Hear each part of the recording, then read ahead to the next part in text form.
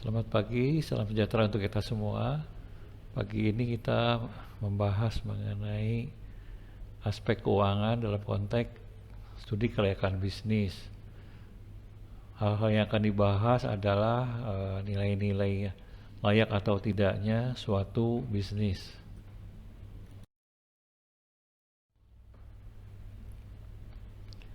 Pengertian aspek keuangan dalam hal ini adalah investasi yang diperlukan dalam bentuk modal yang cukup, karena modal diperlukan dalam membangun sebuah investasi dalam perusahaan yang tentunya berbeda sesuai dengan target dan pencapaiannya.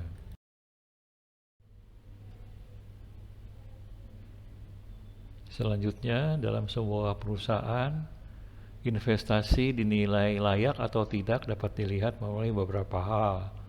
Yang pertama adalah payback period, di mana dilihat mengenai periode pembayaran. Yang kedua adalah average rate of return, itu lebih kepada angka di mana terjadi pengembalian barang-barang. Yang ketiga adalah net present value, itu adalah keuntungan yang akan didapat.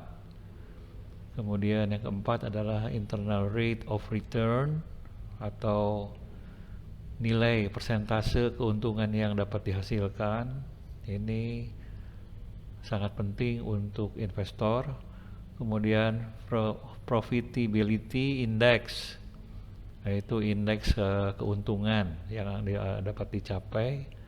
Dan yang terakhir adalah break even point, yaitu titik di mana keuntungan dan kerugian itu seimbang, sehingga dalam keadaan situ tidak terjadi keuntungan atau kerugian.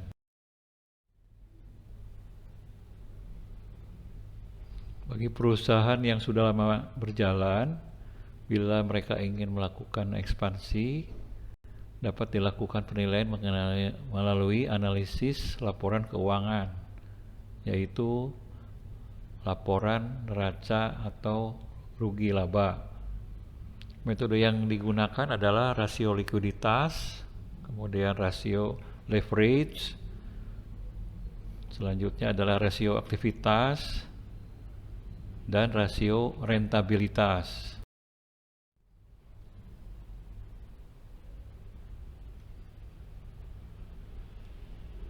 Modal yang ada dalam perusahaan akan disalurkan ke beberapa sektor, ya, diantaranya sektor usaha yang paling menguntungkan bagi investor.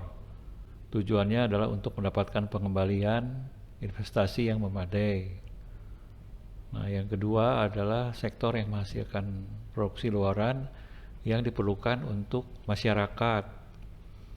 Jadi yang kedua ini lebih ke pemenuhan permintaan atau demand yang efektif dari masyarakat. Sedangkan yang ketiga adalah sektor yang menghemat devisa berupa produk substitusi impor.